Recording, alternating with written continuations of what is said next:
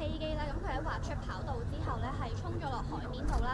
咁而家機身咧係墮海啦，咁機尾嘅部分咧係截斷，而家咧係沉咗喺個海面度嘅。咁而我哋都見到咧，不時咧附近都有好多嘅快艇啦，同埋見到水警咧喺附近咧喺遠處嗰度巡邏啦。咁而岸上面都有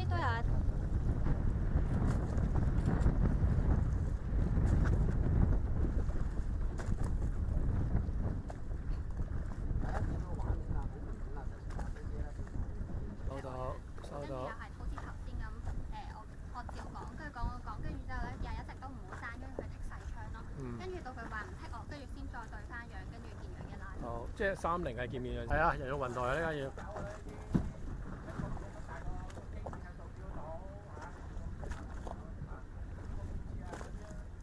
俾嗰啲或者其他船隻咧就接近呢個飛機。咁但係咧，我哋咧都可以清晰地見到而家嗰個。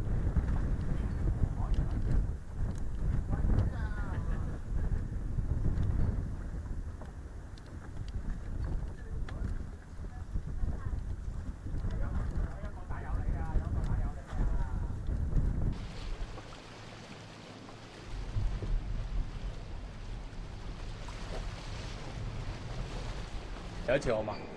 各位傳媒大家好。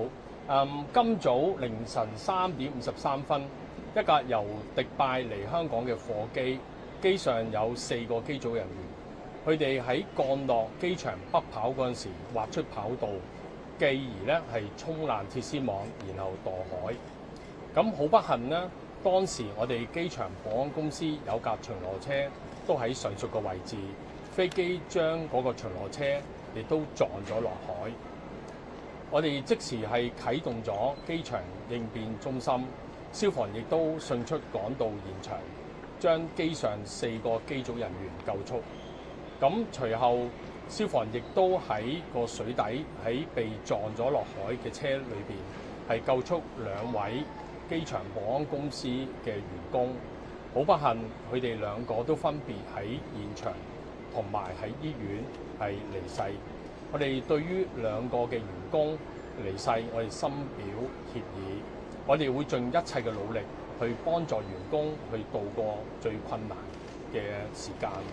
佢哋分別亦都喺機場服務咗7年同埋12年。我哋根據我哋現場嘅資料，我哋事發當時天氣同埋跑道嘅情況都係適合運作。